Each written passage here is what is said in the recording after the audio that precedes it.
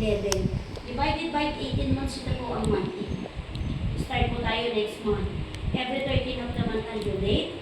Matatapos po tayo by 2026, stop payment po tayo. Ibig sabihin po, hindi po muna tayo magbabayad ng amortization hanggat hindi tayo na-aprobahan ni pagtitig. Once na-aprobahan tayo ni pagtitig, ito po ay estimated lang. First 3 years, pasok sa 30 years, 10-2. Plus, may MRI yung fire insurance. MRI, kapag nawala si principal buyer at natural death, fully paid ang bahay. Fire insurance, kapag nasunugan, is-check ni pag-ibig kung anong ang damages. Okay po? So, ang mode of payment po ni Borland is auto-debit account. Ibig sabihin po, si mother po ang mag-open ng auto-debit. So, hanggang wala pa po tayong schedule, dito po tayo magbabayad sa purview. Monday to Saturday, 8 to 5 po kami, except holiday. Monday to Saturday. Apo. So, ito po yung list of requirements pag-open ng auto-debit. Pwede kay Metrobank, PNB, or CBC. Depende po kay Borland kung ano pong bangko yung ibibigay ni Borland kay mother. Yung auto-debit account po natin, exclusive lang po yung kay Borland Housing Loan. Hindi niyo po siya pwedeng gamitin sa iba. Para pag dito problema tayo, tatlo lang po tayo. Si Borland, si buyer, tsaka po si bank. Just in case na meron po tayong hindi naasahang pangyayari, tumatanggap po si Borland ng promissory note. At least 3 days before the due date. Pwede niyo pong i-email kay Borland, then verify niyo po kung natanggap namin at sino nakatanggap. Para black and white po sa part natin. Dahil nga po may promissory note, meron tayong penalty. Penalty po natin, times 0.001 per day of delay payment. Plus, may surcharge po tayo ng 50 pesos per month. Kung ang month nyo sa ito ay 39,000, 39 pesos and 50 centavos. Plus, 50 pesos po per month. Okay po? So, ano daw po yung grounds para ma-aprobahan tayo ni pag-ibig? At least 24 months contribution. Wala po tayong existing housing loan. Kung may salary loan po tayo or calamity loan, make sure updated po ang bayad. Pang-apat po, dapat employed po tayo. Huwag tayo magre-resign sa trabaho natin during that time na pinaprocess na po tayo ni pag-ibig. Okay. Yung 24 months po, consecutive po. Ano po ito? Yung tuloy-tuloy. Tuloy-tuloy po ito 24. Ah, hindi, sorry pala, 18 months pala kayo. 18 months pala yung down payment. Hindi pala 24 months.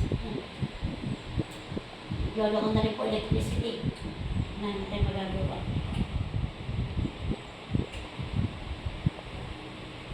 So, 18 months lang, sorry sir. 18 months, ito yung down payment natin. Pero yung 24 months na sinasabi mong contribution, kay pag-ibig, basta, tuloy-tuloy na po yun sa ngayon. Paano pag may gap ako na Ngayon pwede bayaran yung pwede gap? po, pwede niyo pong ilansam. Kung kayo po ay free time, bago po kayo malis, ayusin niyo na lang po muna. Para hindi na po mahirapan si mother. Okay po? So, Ma'am, pero pag nabuo na niya yung 24 months, meron lang siyang hindi nabayan doon sa mga datihang hulog. opo, wala naman pong problema. Okay po. Ma'am, hindi na nabubuhay sa ang aking computer. Baka mo kailangan magpatay ng isang na short yata. Cancel.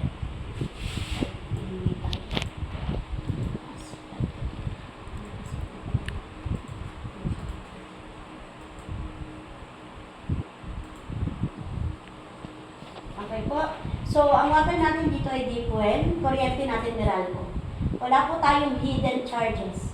Ang may interest na may hiramin natin, ito po 1.6. Down payment na 711, zero interest po ito. So, reservation fee natin, non-refundable, non-transferable. Once po na-receivean ko po kayo, hindi siya pwedeng ma-refund. So, once po na na-approve tayo ni pag-ibig, may pag-ibig na po lahat ng transaction natin. Pero mag-a-apply po tayo ng occupancy para po tayo makatira kay Borland. Mag-a-apply tayo ng occupancy para tayo makatira kay Richpoint, kay Borland. At kapag po tayo nakatira na at gusto niyo pong ipagawa yung loob, di ba nakita niyo po very tight? Gusto mo lagyan ng tiles, ng pintura, ng partition, pwede naman po. Apply lang ng minor improvement para makapasok yung materials niyo po. Kaya na po kung target yung ipa-tiles yan, pa-approve mo sa engineering kung anong tiles ang gagamitin sa second floor. And then kung ipapagawa mo yung labas, dahil unit ka, papa-slab mo, once na ginalaw ang labas, may construction band tayo. Kasi masisira po.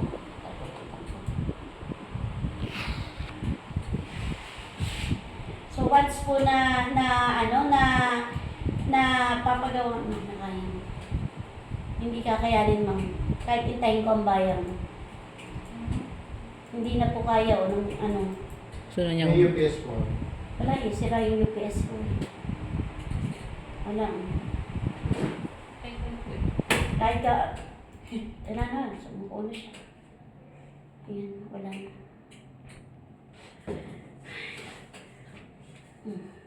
So, yun po ang natin, ang nawala tuloy ako. Nasaan na nga ako, sir? Sa construction ban. So, ang titulo po natin, bago natin makuha, kailangan po fully paid ang bahay natin kay Pag-ibig. So, si Pag-ibig na po magta-transfer niyan sa inyo. Yun naman po ang ating amilyar, yung real property tax. Since mandatory ito ng gobyerno natin, magbabayad lang po tayo once a year kapag na-aproba na tayo ni Pag-ibig. So, ino-notify naman tayo ni Borlan kasi magagaling po yung dokumento kay Borlan bago po tayo makapagbayad sa munisipyo ng Teresa Rizal. Okay.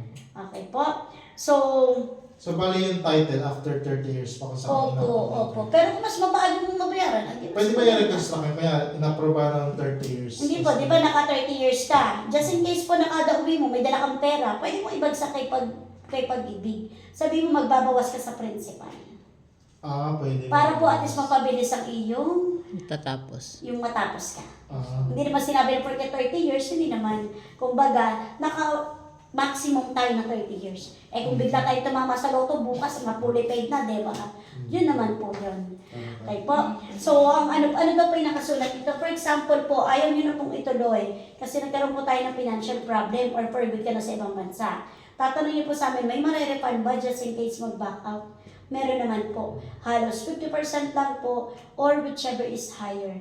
Sa madaling salita, wala tayong full refund. May forfeitures po. So, si collection po ang magkukompute kung magkano marerefund at magpo-forfeit po nila.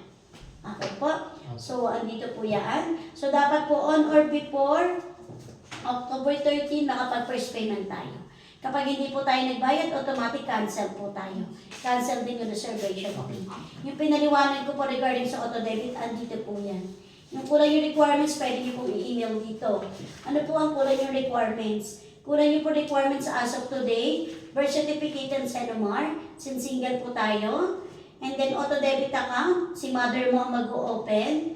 Proof of billing, kung hindi po nakapangalan sa inyo, barangay clearance or barangay residency, palagay na lang for housing loan purposes.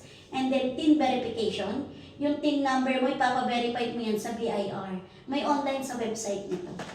And then yung ESAB, kukunin mo yan kay Pag-ibig. At saka yung special power of attorney. Check ko po kung meron pa akong SPA, ha? Okay. So within 90 days po ito. 90 days And na. then, target occupancy po natin dito, third quarter by 2026. Okay. So, ibig sabihin mo, target lang to, sir, ha? So, pwede pa talaga itong mali. Bakit po? Ang process po ni Pag-ibig, 4 to 6 months. So, pag tinawagan po kayo ni Bornal para mag-renew ng mga requirements, kapag nagpasa na kumpleto nyo na po yung na-comply, ang ating pong iintayin po ay 4 to 6 months. Okay po. Okay po. Pag ready for occupancy na po, pwede bang ipa-renta mo na kung sali? Pwede po magparenta. Okay. So, labas po kami doon kung ano yung magiging usapan at magiging agreement. Okay. So, syempre, kukuha pa rin po tayo ng permit sa HOA natin na kasi may HOA po tayo. Okay. So, Gano'n po yung monthlies na? ay, depende po yan sa inyo pag po kayo ay nagbotohan. Ah, Kasi sa ngayon, wala pa pong HOA ang phase Phase 3A. Pero ma'am, ibig sabihin, yung huwa nila per phase din. Hindi ko po alam kung ano magiging agreement nyo. pero existing HOA, magkano yung monthlies? Ay, hindi ko alam dito po. Mga 200 ganun lang, 200 to 50 ganun lang po. Okay. May clubhouse po So, dito. resibuhan ko Meron na na. po ito. Okay. Bawat phase meron. Finance, 75.